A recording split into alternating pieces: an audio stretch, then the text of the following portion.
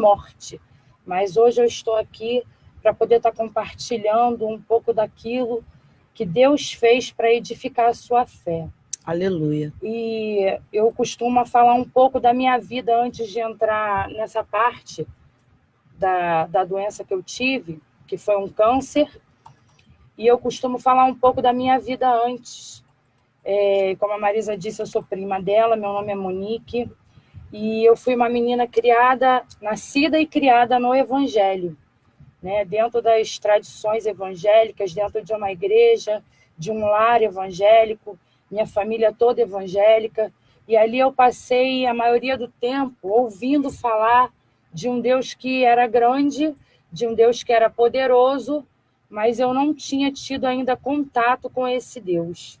Quando a gente é criança, dentro de um contexto evangélico, a gente vai aprendendo as histórias sobre Deus, sobre tudo aquilo que Ele pode fazer. Mas eu ainda não tinha sido tocada por esse Deus.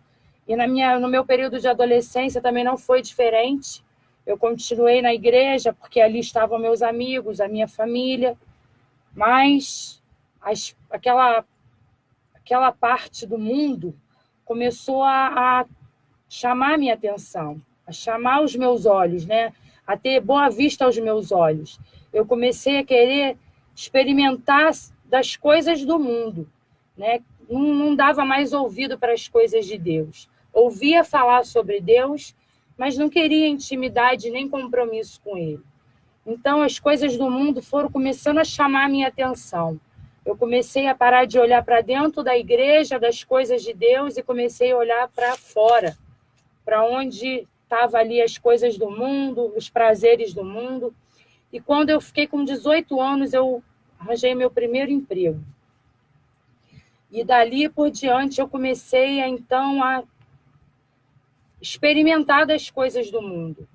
As coisas de Deus já não faziam mais sentido para mim. Eu já não queria mais obedecer aquilo que estava na palavra de Deus, aquilo que eu ouvia, eu já não queria mais obedecer. Então, com 18 anos, eu passei a fazer tudo aquilo que eu tinha vontade de fazer no mundo. Comecei a experimentar bebida, baladas, essas coisas que os jovens acham, né, que é prazeroso, mas que depois a gente descobre que tudo vai se tornar em muita dor, né? Quando a gente sai dos caminhos do Senhor e começa a participar dessas coisas que tem no mundo, a gente começa a plantar sementes de desobediência, né? E a palavra de Deus é muito clara quando ela fala que tudo aquilo que o homem plantar, isso ele vai colher, né? E eu plantei muitas, nessa época da minha vida, nessa fase da minha vida, eu comecei a plantar desobediência. Comecei a fazer tudo aquilo que aprazia o meu coração. E a minha vida foi ficando muito, muito difícil, porque a gente planta vento, vai colher tempestade, não tem jeito. Depois não adianta colocar a culpa em Deus, não, porque Deus, ele ainda é misericordioso conosco, né? A gente planta algumas coisas e a gente vai colher mais lá na frente. É verdade. Com 21 anos eu tive meu primeiro filho, hoje ele tem 17 anos, e a minha vida estava completamente desestruturada, destruída. Eu estava casada com o pai dos meus filhos, né, com meu esposo, mas estava vivendo uma vida transtornada. Nessa época, a gente passou uma dificuldade financeira muito grande, tivemos que morar com a minha sogra lá em Santa Cruz. E foi aí que começaram a aparecer os sintomas de que alguma coisa não estava bem no meu corpo, né? Já estava com o meu emocional muito abalado e isso já estava vindo para o físico. Quando eu fui morar em Santa Cruz, eu comecei a sentir uma fraqueza muito grande no meu corpo, de modo que eu não conseguia nem mais pentear o cabelo direito. Eu estava sentindo muito fraca.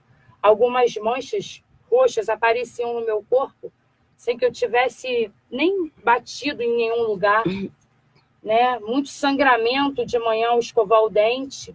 Eu tinha muito sangramento. Eu já sabia que alguma coisa estava errada comigo, mas eu não queria procurar um médico, porque eu sabia que o médico ia dizer que alguma coisa estava errada. E continuei levando assim mesmo.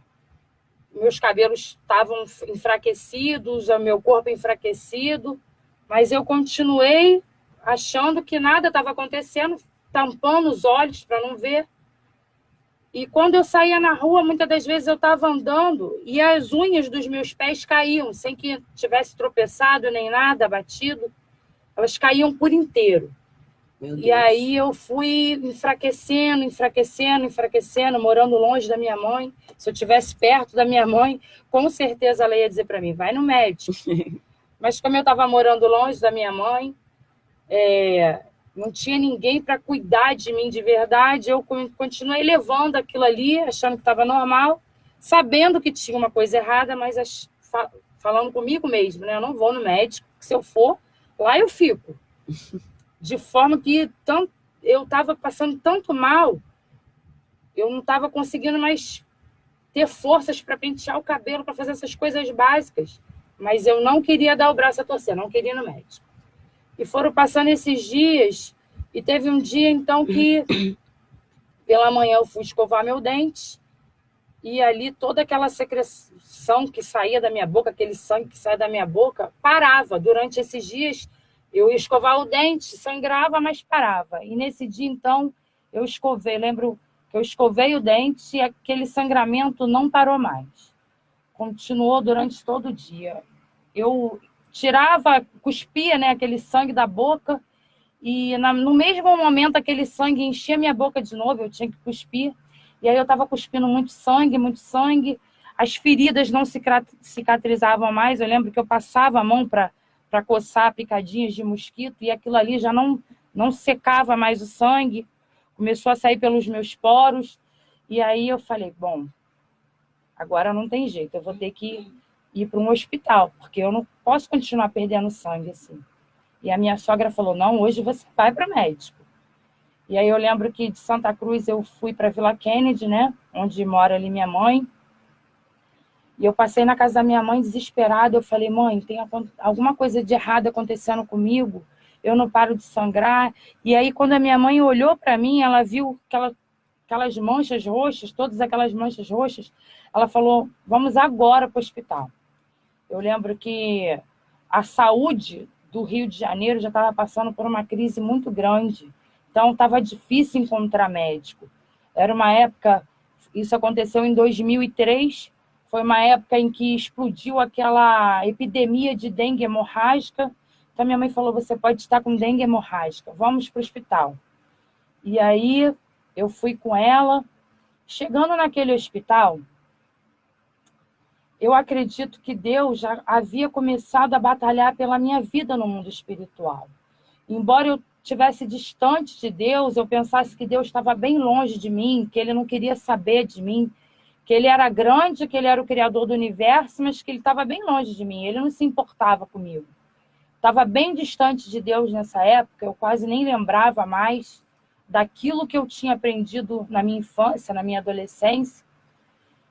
E aí, mas eu acredito, mesmo assim, hoje eu vejo que Deus já tinha começado a batalhar no mundo espiritual, ainda que eu não conseguisse ver.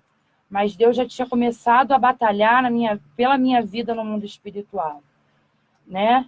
E aí nós chegamos naquele hospital, aquele primeiro médico que me atendeu, ele falou para mim, você está tendo uma crise nervosa, você está tendo uma crise de nervos. Vai ali e toma uma injeção de diazepam. Diazepam é um calmante, para quem não sabe, é um calmante poderoso, né? E ele falou, não, você vai tomar uma injeção de diazepam, daqui a 10 minutos você volta, e aí vai estar tudo certo, tudo bem. Essas manchas roxas são manchas de nervoso. E eu lembro que eu fui com a minha mãe, tomei aquela injeção, e ele falou, aguarda uns mais 30 minutos e volta. Tomei aquela injeção e falei para minha mãe, mãe, já está resolvido o problema, eu estava com crise nervosa, vamos voltar para casa. Não vamos esperar o tempo, não, vamos voltar para casa. Ela falou comigo, não, nós vamos esperar o tempo, passar lá nele de novo. Agora que a gente já está aqui, que a gente já conseguiu, eu não falei o nome do hospital, mas eu fiquei ali no Albert Schweitzer, no Olivério, né? E aí minha mãe falou assim, não, nós vamos esperar o tempo que for necessário, você vai voltar e vai passar nele. E eu falei para ela, então tá bom, vamos lá.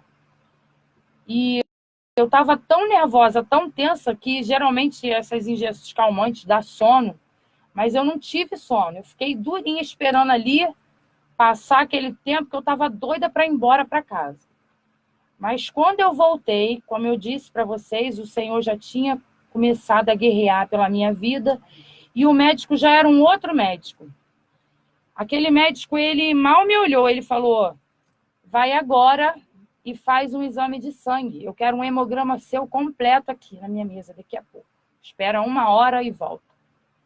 Falei, meu Deus, o médico falou que eu já ia poder ir embora, agora vem esse médico e fala para mim que eu ainda tenho que esperar exame.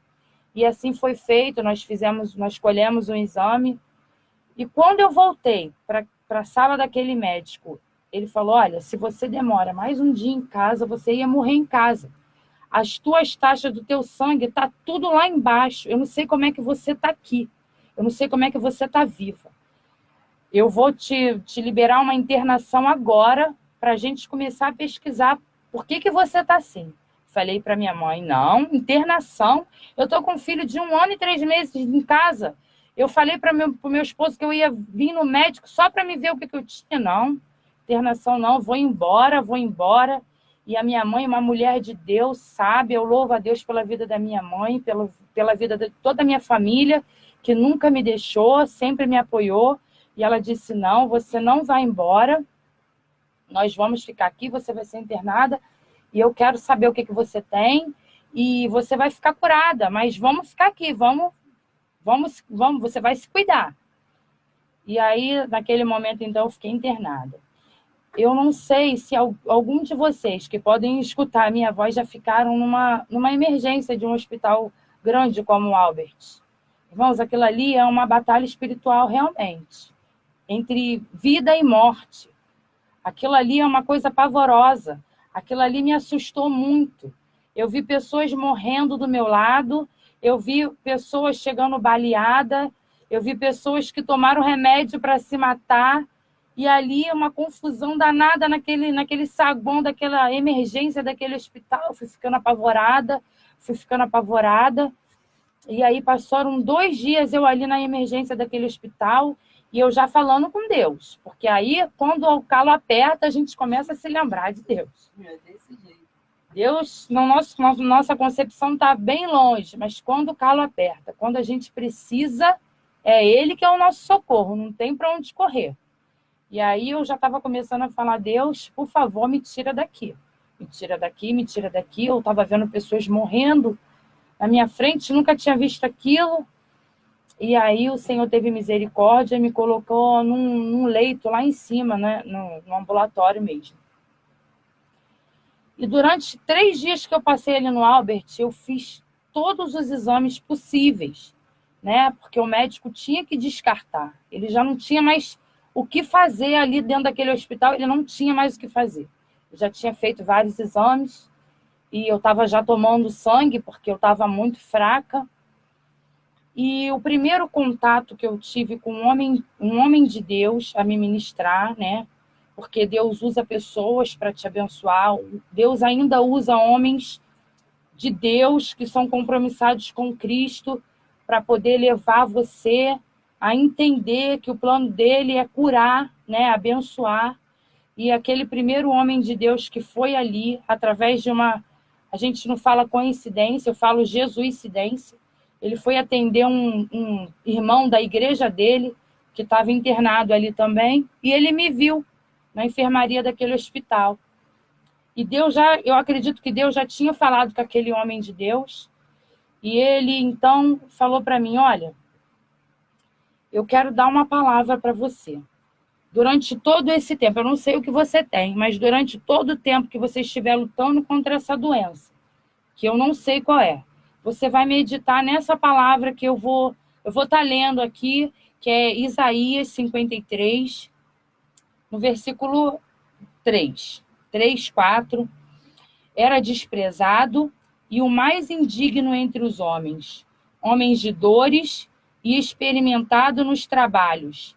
E como um de quem os homens escondiam o rosto, era desprezado. não dizemos dele caso algum. Verdadeiramente, ele tomou sobre si as nossas enfermidades e as nossas dores levou sobre si. Nós o repudiávamos por aflito, ferido de Deus e oprimido. Mas ele foi ferido pelas nossas transgressões e moído pelas nossas iniquidades. E o castigo que nos traz a paz estava sobre ele, e pelas suas pisaduras nós fomos sarados. Né? A promessa que Deus, ao enviar seu filho para morrer numa cruz por nós, né? Estaria ali levando todas as nossas enfermidades. Muitas vezes está escrito na palavra, mas a gente passa batido, né? A gente não acredita. Mas, irmãos, eu posso dizer, porque eu vivi essa palavra de Isaías 53, né? Quando fala que Deus levou sobre si todas as nossas enfermidades. E aquele homem de Deus falou, todos os dias você vai declarar essa palavra sobre a sua vida. Eu não entendia muito bem, mas ele falou, olha, eu vou te falar uma coisa, a fé que você vai ter no seu coração para ficar curada, ela vem pelo ouvir a palavra de Deus. Não adianta você ouvir a palavra do médico, não adianta você ouvir a experiência de outras pessoas, como diz a Marisa, disse a Marisa mais cedo, né? Às vezes a gente quer conversar, antes de falar com Deus, a gente fala para alguém e aquela pessoa vai dar a experiência dela. Mas a experiência que nós devemos buscar é a experiência da palavra. Né? A fé, ela só vem pelo ouvir a palavra de Deus. Né? A gente tem que buscar na palavra, né? O que Deus diz a respeito de nós. O que Ele quer para nossas vidas, a gente tem que buscar na palavra. Não adianta a gente ficar vendo na televisão, não adianta a gente ficar vendo no Facebook, né? Na internet. A gente precisa, em primeiro lugar, buscar a palavra de Deus. E eu não tinha conhecimento dessa verdade. Então, aquilo ali estava me apavorando, mas aquele pastor, aquele homem de Deus, o pastor João Luiz, da Igreja Presbiteriana em Piraquara, disse para mim, olha, você vai meditar nessa palavra. E ali eu fiquei meditando naquela palavra e ele me orou na altura da minha medula. Ele não sabia o que eu tinha, mas ele me orou na altura da minha medula, ministrou a cura sobre mim. Foi o primeiro homem de Deus que eu tive contato. E ali eu tinha que ser transferida. Eu tinha que ser transferida imediatamente para um outro hospital que pudesse me dar o tratamento que eu precisava. Eu precisava descobrir o que eu tinha e eu precisava de um tratamento para aquilo que eu tinha. Mas ali naquele hospital não era o lugar. Então, apareceu um homem de Deus, eu acredito que um homem dirigido por Deus, né? Um médico que se interessou pelo meu caso, ele ligou para uma médica amiga dele que trabalhava no Hospital Federal, que é o Hemorrio, né?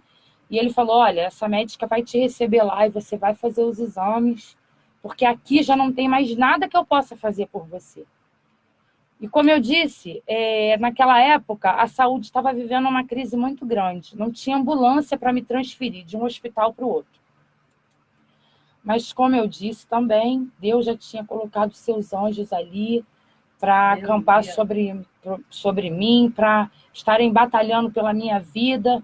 Então, eu não podia ser transferida também por carro particular. O que ele fez? Ele ligou para o Corpo de Bombeiro.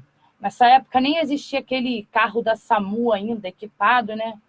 Era aquele carro mais velhinho do bombeiro mesmo, que retirava pessoas que tinham sido feridas por acidente. E não podia, o bombeiro não autorizava para fazer remoção de paciente de um hospital para o outro. Mas ele ali, irmãos, conseguiu uma autorização do bombeiro e naquela mesma noite, eles conseguiram me transferir do Albert para o Hemorrio.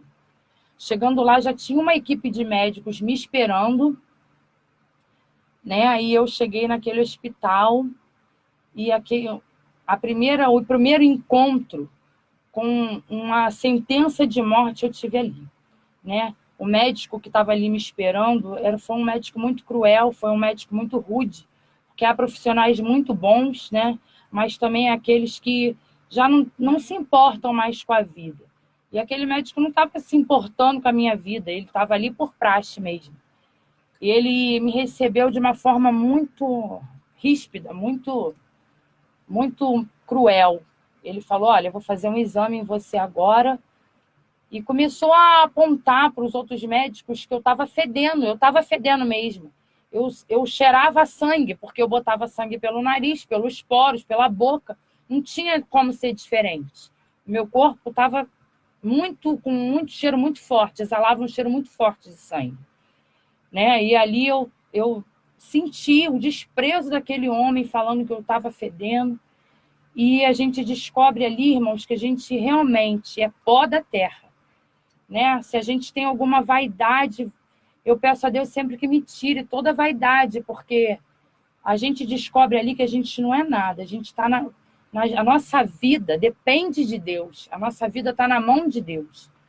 A gente não tem que ficar se vangloriando se tem dinheiro, se não tem, se pode isso, se pode aquilo, porque nós somos todos iguais na presença de Deus. Não há ninguém que possa fazer alguma coisa. Quando bate o martelo de um câncer, de uma doença como um câncer, de uma doença como a AIDS, de uma doença incurável, não há nada que possamos fazer. Só Deus pode nos tirar daquela situação. E eu estava numa situação triste, irmãos. Estava numa situação muito triste, estava realmente com aquele cheiro de sangue, exalando o cheiro de sangue, não tinha mais força no meu corpo. E ali aquele médico tirou uma punção da minha medula, que é um líquido, que eles tiram da medula da pessoa, né? Uma injeção, através de uma injeção, eles enfiam no osso da medula e eles tiram aquele líquido para poder fazer o diagnóstico, né? É como se fosse como você usa o termo? Para fazer... colher, né? Um pedaço, uma biópsia, né? É como se fosse ali uma biópsia. E ali eu fiz aquela biópsia e depois de algum tempo, pouco tempo, veio o resultado. E aquele médico olhou bem firme nos meus olhos, eu estava de mão dada com a minha mãe.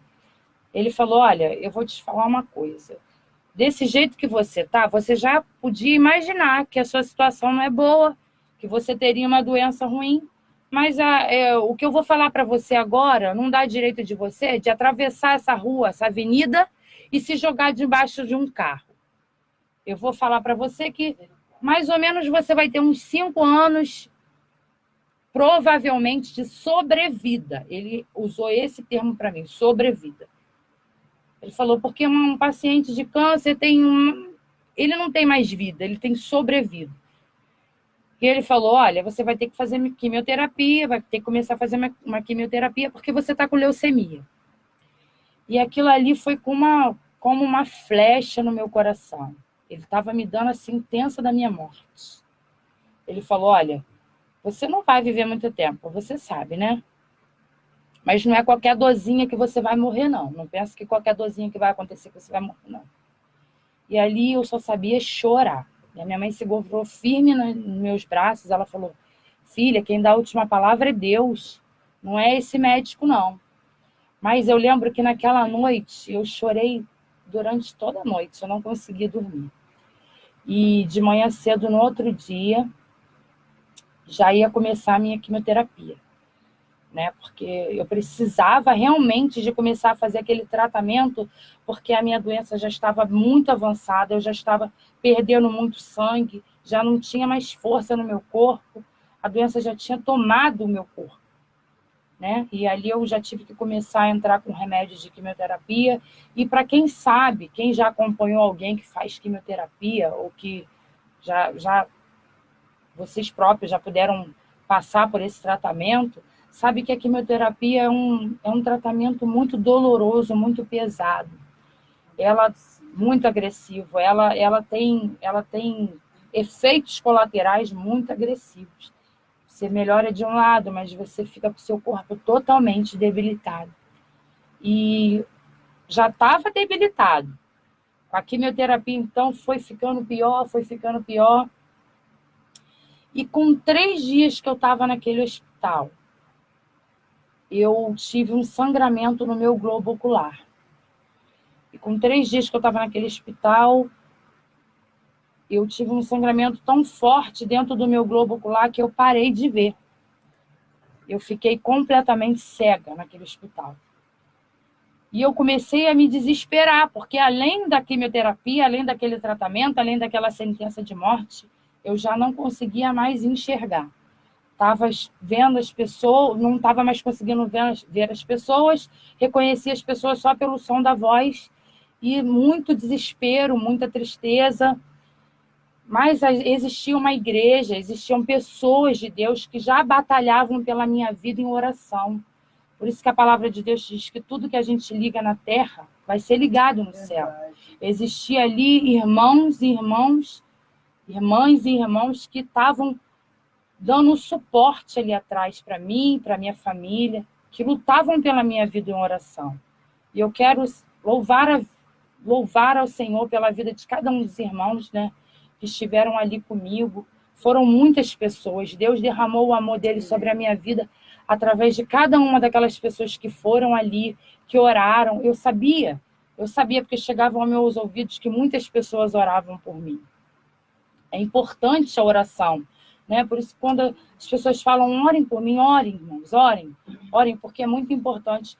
Você talvez possa falar, eu não tenho ministério nenhum, não tenho dom nenhum, mas só de você ajoelhar, pegar um pouco do seu tempo para estar ali orando por alguém, você já está ajudando alguém, você já está fazendo a vontade de Deus para a sua vida.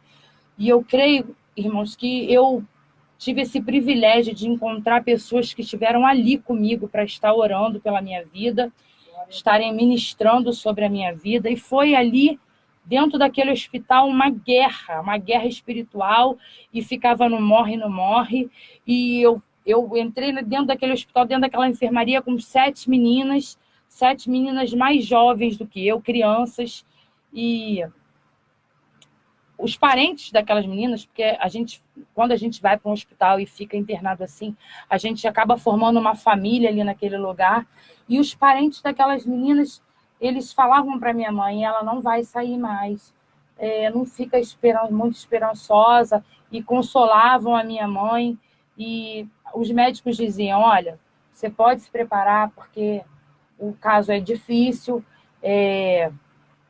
creio que a sua filha não vai mais voltar mais, prepara o teu coração, né? Os médicos vão preparando os parentes para já receber aquela notícia.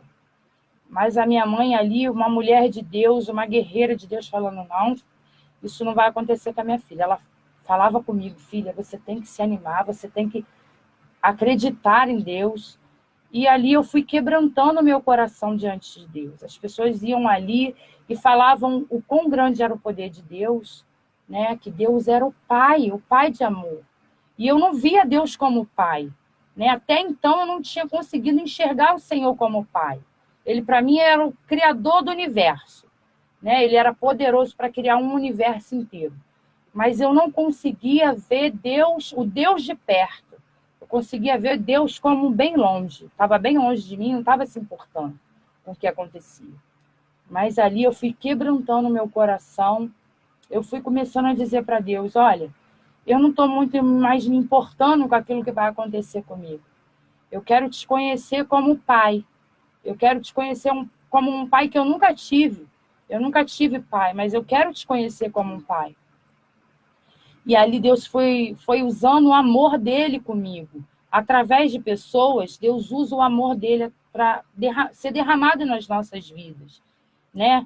E os irmãos ali em oração e indo dentro daquele hospital me ministrar, falar que Deus era poderoso. E eu comecei então a saber que Deus era mesmo Deus de perto, né? E apesar daquela luta ali naquele hospital, eu estava começando a me quebrantar para Deus, começando a dizer para Deus, olha, eu quero o Senhor, mesmo eu não sabendo o que está acontecendo, o que vai acontecer comigo, eu quero o Senhor. E eu lembro que no dia 21 de maio de 2003, eu recebi a minha cura, recebi de verdade a minha cura, né? Eu comecei a entender que Deus era poderoso para fazer aquilo. E através da vida da minha irmã e da Marisa, que foram numa ministração de um homem de Deus, que ele é usado, irmãos, ele é usado realmente por Deus para estar ministrando cura sobre a vida das pessoas. Ele fez um culto num lugar e eu, impossibilitada de ir, minha irmã foi. Ela falou, olha, eu vou Foram ela e a Marisa. E ali naquele lugar, ela falou que não precisou falar nada para aquele homem de Deus. Aquele homem de Deus, no final do culto, falou: olha, eu sei o que você veio buscar aqui. Você veio buscar aqui a cura da sua irmã, que está lá dentro do hemorrio, com leucemia. E olha, Deus manda dizer para ela que ele hoje está curando ela. Você tem um pedaço de pano? E ela disse: eu tenho o casaquinho da minha filha. Então ele falou: olha, eu vou te instruir.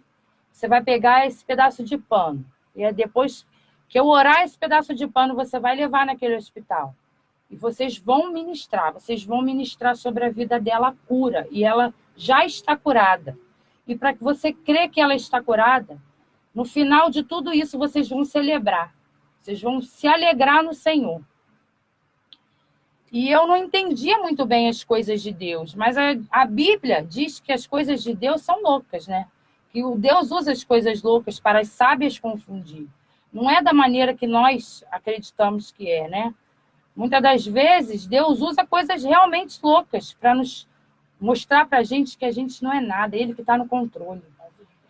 E aí a minha irmã e a Marisa obedeceram o chamado de Deus, né? A importância da gente obedecer à voz de Deus, da gente ver que a gente pode ser usado. Às vezes o inimigo fala para a gente que a gente não vale nada, que Deus não vai atuar na nossa vida, que Deus não tem mais nada para nós, né? Muitas das vezes eu escutei a voz do diabo falando: não, você não é nada, você não é ninguém. Mas Deus nos chamou para a gente edificar, Deus nos chamou para nós sermos canal de bênção. Deus nos chamou para a gente ser ponte sobre as águas. E a Marisa e a minha irmã obedeceram à voz de Deus e elas foram àquele lugar e ministraram sobre a minha vida. Eu virei e ali na altura da minha medula elas começaram a ministrar cura e naquele dia, eu recebi a cura de Deus para a minha vida. Eu falei: eu estou curada. Eu comecei a entender que o Senhor era o Senhor que aquele Deus que tinha agido naquele tempo, que abriu o mar, que fez tantos milagres, era o mesmo Deus que estava ali naquele hospital comigo. E ele tinha mandado o meu decreto de vitória, que era a minha cura. E eu recebi a cura. Você precisa crer, né? Muitas das vezes o Senhor fala e a gente não ouve, a gente não crê. Mas naquele dia, eu falei: Senhor, eu vou crer na tua palavra. Essa palavra de Isaías. Eu quero tomar posse dessa palavra. E eu recebi a minha cura. Mas não foi fácil. Depois disso também não foi fácil.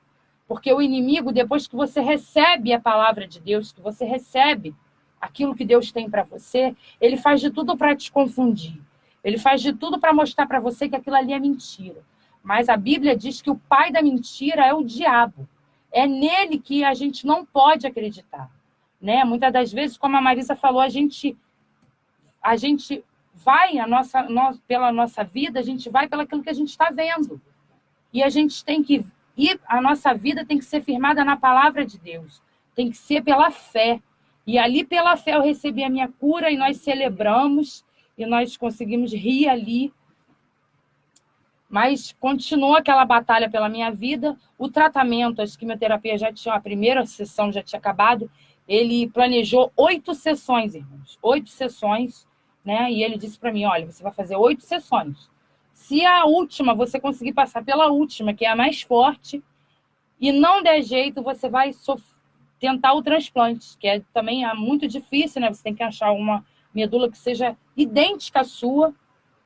E ele falou: olha, então é isso, o tratamento é esse. E o primeiro ciclo tinha acabado, e eu já tinha recebido a minha cura, estava tudo certo, mas depois que você sofre um processo de quimioterapia, a sua imunidade fica muito baixa, né? E não foi diferente comigo. Mesmo eu já tendo recebido a minha cura, já tinha crido na palavra, já tinha aceitado o Senhor como meu Salvador, como meu Pai, as perseguições ainda continuaram. Porque eu peguei uma infecção muito grave, eu peguei uma infecção gravíssima, e aí começou a me dar uma febre. Precisavam colocar gelo debaixo das minhas axilas, das minhas virilhas, para poder esfriar o meu corpo de tanta febre que dava. Os remédios já não faziam mais efeito, e eu precisava tomar sangue. E você não pode tomar sangue com febre. Então era uma luta. Eles colocavam gelo no meu corpo para esfriar, para que eu pudesse tomar o sangue, para que eu pudesse continuar ali naquela luta, naquela batalha. Mas o meu coração já estava em paz. Mesmo com tudo aquilo, meu coração já estava em paz. Eu já sabia que eu tinha sido curada, que aquilo ali era uma coisa momentânea. Eu já tinha aceitado o amor de Deus como Pai na minha vida, né? Muitas das vezes a gente fica esperando o milagre, mas a gente não quer o Deus que faz o milagre, né? A gente quer ver a nossa situação mudada, ver a nossa situação resolvida. Mas dentro daquele hospital eu comecei a experimentar ter intimidade, ter relacionamento com aquele pai que podia me dar o milagre. Então, o milagre já não era mais o meu foco. O meu foco era ter intimidade, era ter relacionamento com o meu pai. E aí, dentro daquela luta, dentro daquela batalha, o médico chegou um dia para minha mãe e falou: olha, a sua filha de hoje, ela não vai passar. E a minha mãe conta para mim que ela foi para casa muito triste, né? Porque as pessoas revezavam comigo, revezavam ali as pessoas que me acompanhavam, né? Revezavam ali no hospital. E naquele dia minha mãe estava cansada, ela foi embora. E o médico, antes dela ir, falou para ela: olha, a sua filha não vai mais voltar para casa. Ela está muito grave. Ela estava muito grave. Nessa altura eu já não fazia mais nada no banheiro, eu estava fazendo tudo já na cama. E ele falou: olha, espera o pior, porque não tem mais jeito, não tem mais o que fazer. Nós já trocamos os antibióticos, aquilo que era nosso, a gente podia fazer, a gente já fez. E a minha mãe, naquele dia, ela disse que foi muito triste para casa. E ela disse que naquele ônibus, ela estava um tempo muito ruim, estava um tempo chuvoso, ela disse que estava uma tempestade lá fora. E ela falou com Deus: Deus, em nome de Jesus, me dá uma resposta, Senhor. Senhor, eu quero a minha filha viva, Deus. E ali o Senhor falou para ela: olha, eu vou te dar realmente uma resposta. Ela falou que em meio à tempestade, ela conseguiu ver um arco-íris fora do ônibus. Ela disse que ali ela teve a certeza de que o médico, ele pode dar a palavra dele, mas a última palavra vem do Senhor. Aleluia. Realmente vem do Senhor. O médico pode ter sentenciado a sua vida à morte, mas eu quero dizer, nessa manhã, para você, eu vim aqui para dizer que a última palavra vem do Senhor. Glória a Deus. Que o seu estado pode ser grave como o meu era. Você pode estar morrendo como eu estava. Aleluia. Mas a última palavra vem do Senhor. Ele pode te trazer de novo o sopro de vida. O fôlego de vida, novamente, ele pode soprar nas tuas narinas.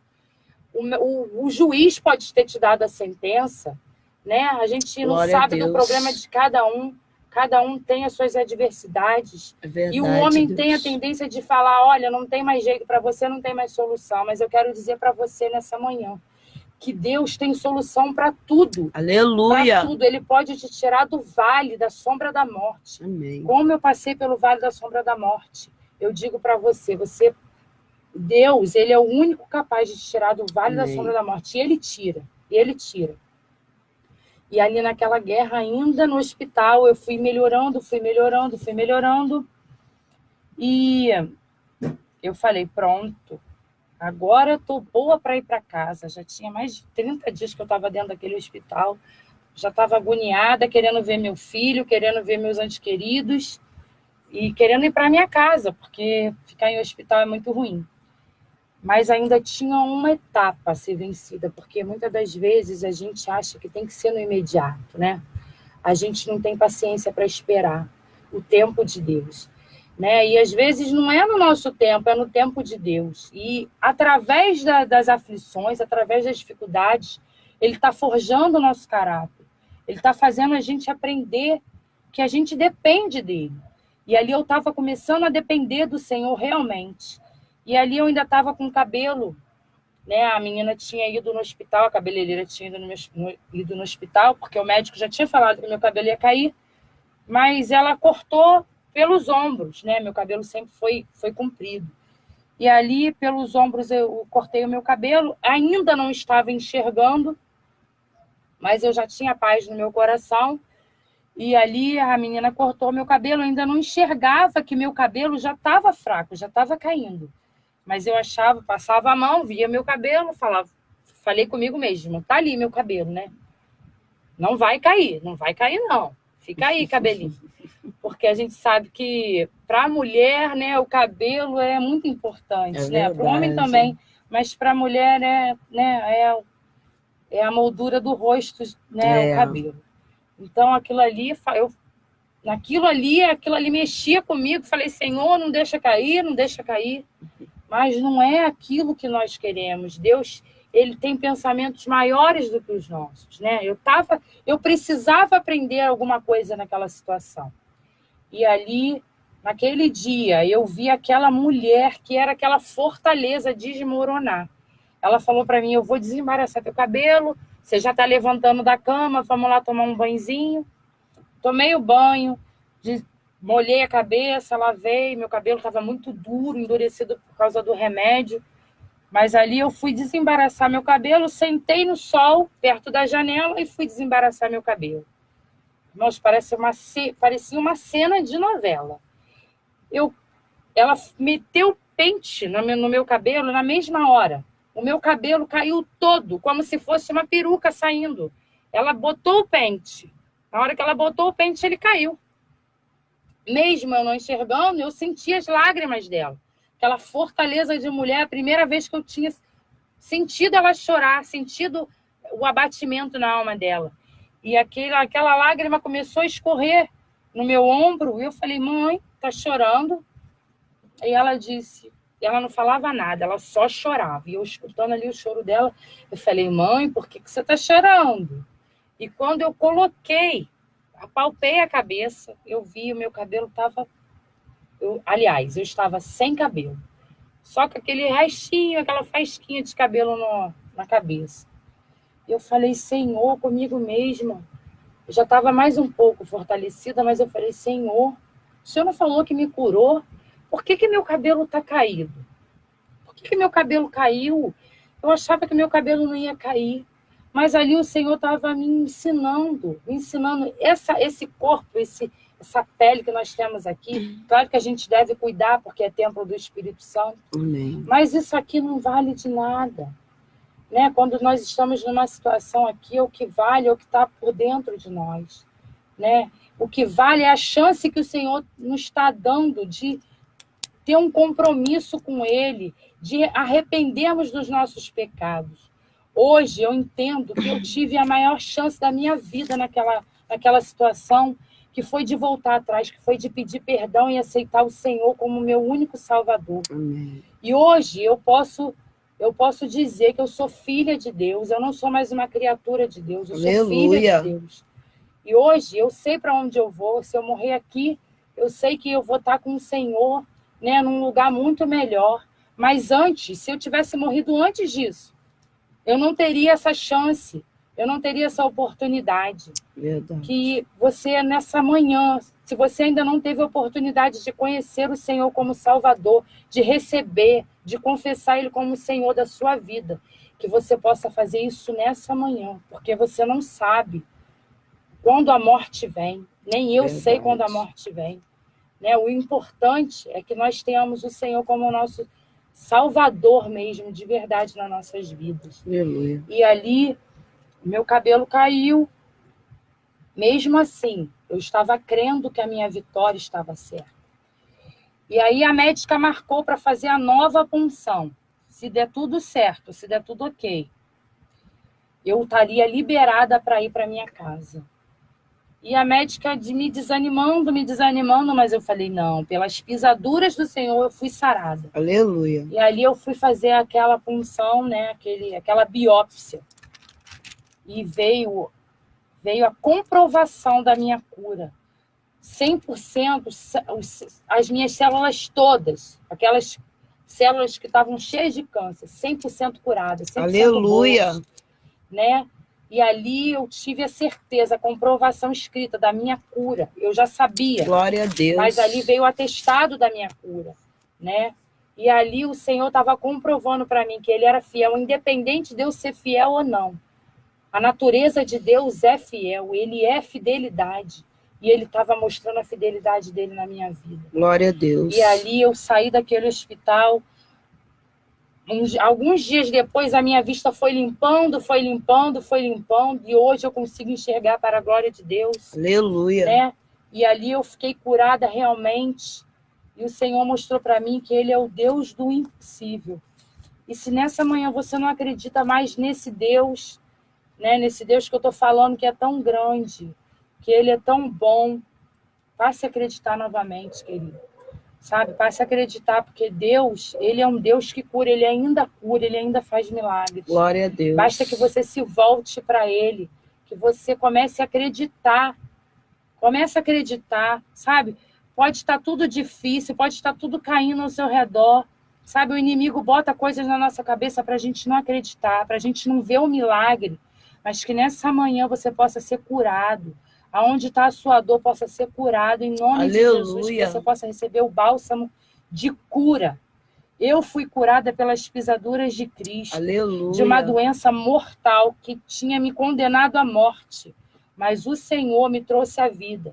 Eu quero dizer para você que depois que eu recebi a minha cura, depois que eu voltei para casa, que tudo voltou ao normal, eu recebi outra sentença do médico. O médico disse para mim, olha, por causa dessas quimioterapias, você não pode mais ter filho. E eu fiquei muito entristecida, porque eu tinha somente um filho. E eu queria mais um filho. Amém. E o médico falou, olha, não vai ter mais, porque se também tiver, você vai nascer, esse feto vai nascer todo deformado, ele não vai conseguir nem chegar à vida. Só que a quimioterapia foi muito forte. E eu falei, Senhor, eu quero ter mais outro filho. O Senhor é poderoso. Apesar do meu coração ter se entristecido, né, porque a primeira palavra assim abala a gente, mas eu falei para Deus, eu quero ter um outro filho. E eu quero dizer para você que Deus, ele faz da estéril mãe de filhos. É desse jeito. Eu estava estéril. E Deus, ele foi capaz de me dar não só mais um filho, né, mas 4 filhos depois que eu tive aquela doença e fui curada. A minha segunda filha, depois de 2 anos eu tive ela. Ela nasceu saudável para a glória de Deus. Glória Hoje ela a Deus. tem 12 anos, está na presença de Deus também. É alvo do milagre de Deus também. Eu posso dizer que ela é alvo do milagre de Deus. Deus fez um grande milagre na vida daquela menina. Ela sofreu um acidente terrível e está curada para a glória de Deus. Glória a Deus. E depois disso, ainda tive mais 3 crianças que são uma bênção na minha vida. Eu quero glorificar a Deus pela vida dos meus filhos. Como a Marisa falou, a gente tem que abraçar os nossos filhos, a gente tem que beijar nossos filhos, a gente tem que ser carinhosa com nossos filhos, né? Porque eles são bênção, eles são herança de Deus na nossa vida. E eu quero glorificar a Deus porque, além dele ter curado aquele câncer, ele fez da estéril mãe de filhos. E hoje, se você acreditar, ele pode também tirar a tua esterilidade. Em nome de Jesus, que toda a esterilidade possa ser arrancada de você. Aleluia, em nome de Jesus. Que você possa gerar filhos em nome de Jesus para a glória de Deus.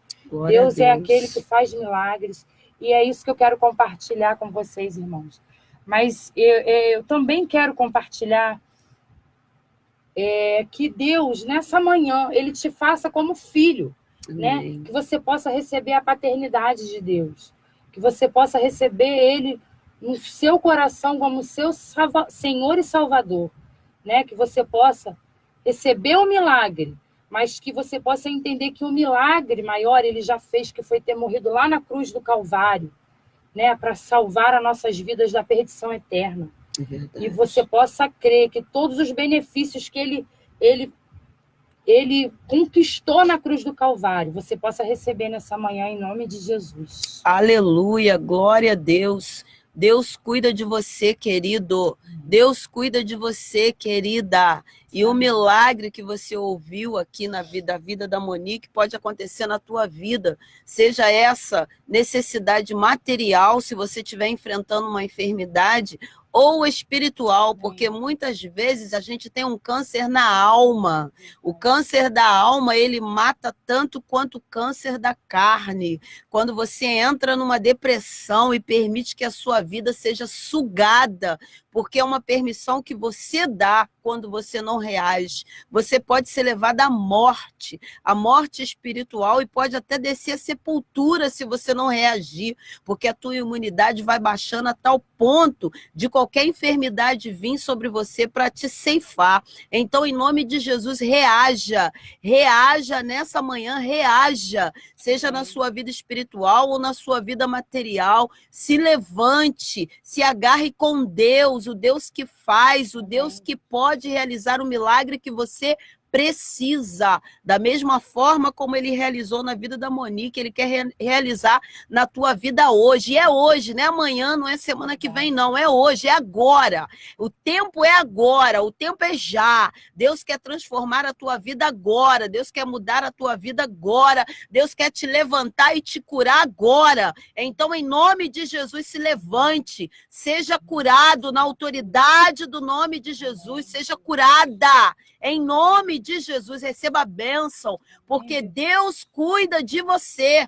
Ele cuida de você. Ele está cuidando de você. Creia nisso. Creia nisso. Em nome de Jesus.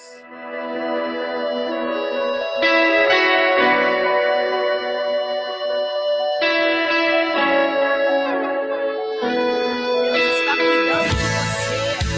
Creia nisso. Eu creio. Grandes coisas Deus tem para realizar na sua vida. Abre o teu coração e deixa Deus completar aquilo que Ele tem começado. Aleluia! Santo é o teu nome, Senhor. Quando todos os meus medos já não cabem mais em mim, quando o céu está de bronze e parece que é o fim, quando o vento está revolto, o mar não quer se acalmar, quando as horas do relógio se demoram a passar, muitas vezes os seus planos não consigo entender, mas prefiro confiar. Aleluia! Eu creio em ti. Nós cremos em ti. Louvado seja o teu nome, exaltado para sempre seja o teu nome. Aleluia! Olho pra ti. Aleluia! E espero em ti. Glória a Deus!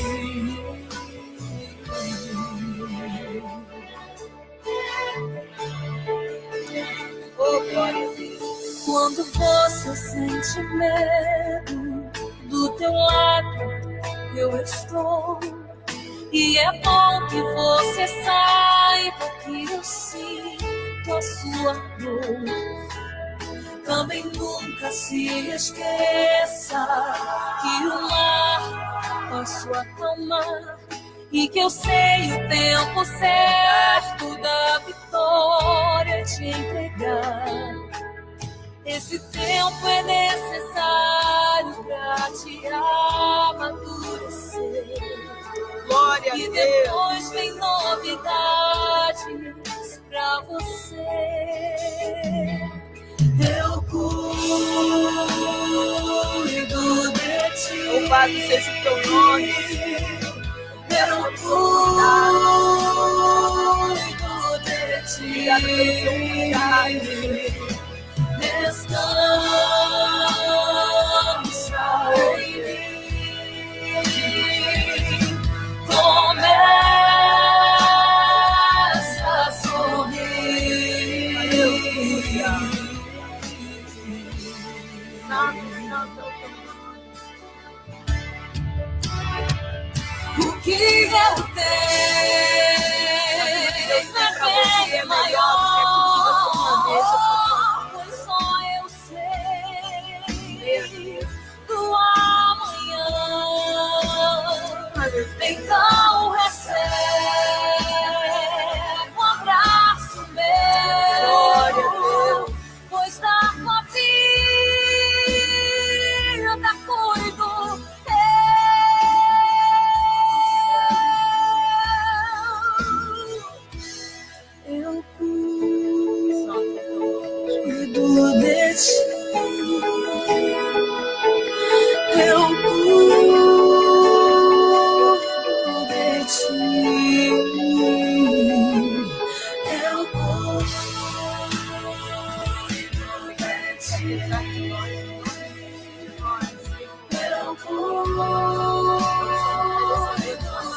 Eu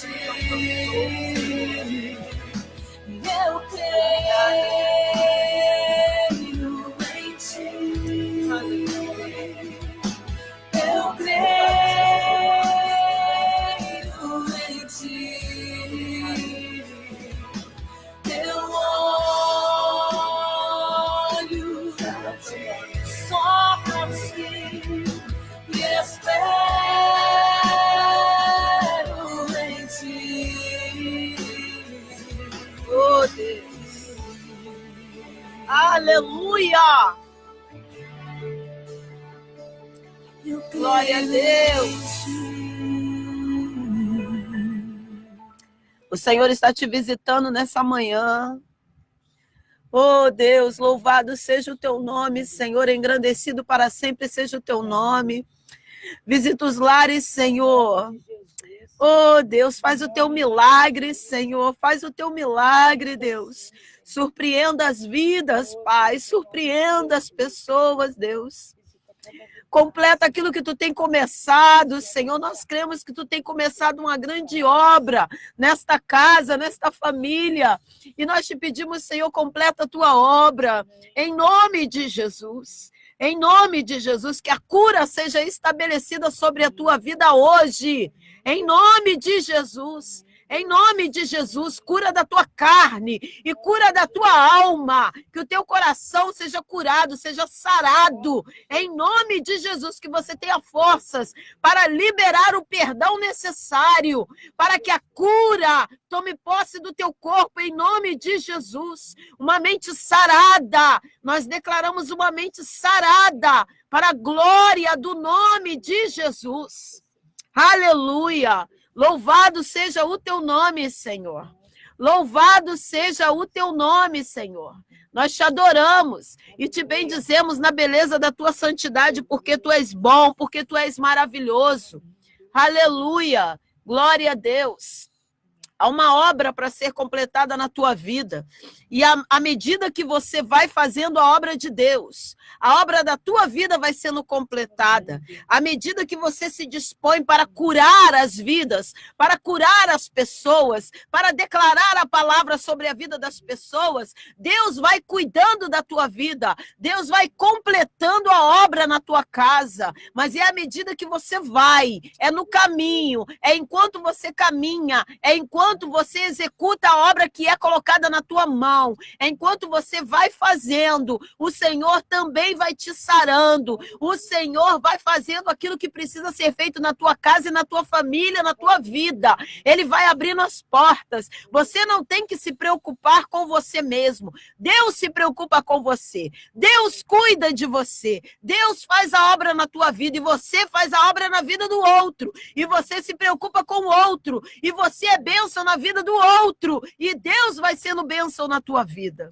Em nome de Jesus, se deixe ser usado, se deixe ser usado, se deixe ser usado em nome de Jesus, porque é dessa forma que você vai crescendo, é dessa forma que as coisas vão acontecendo na tua vida. Creia nisso em nome de Jesus. Você pode estar abençoando este trabalho, abençoando esse projeto, adquirindo o CD Oferta Viva, enviando a sua oferta. Você tem diversas formas de abençoar esta obra, ligando para 3337-6813, falando com a Vânia, ela vai estar te orientando como você pode abençoar, como você pode doar, faça a sua doação. Em nome de Jesus, deixe Deus usar a tua vida, se deixe ser bênção na vida do outro, na vida desse projeto. Eu quero louvar a Deus pela vida da Monique, agradecer do fundo do meu coração por ela ter vindo até aqui compartilhar conosco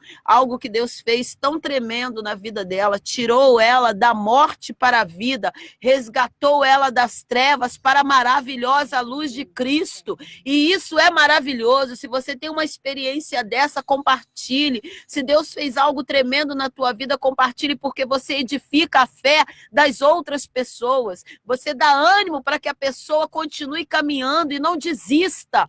Assim como você não desistiu, que a outra pessoa também não desista.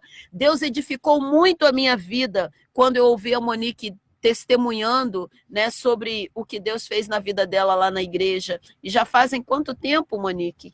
Fazem 15 anos. 15 anos, fazem 15 anos que Deus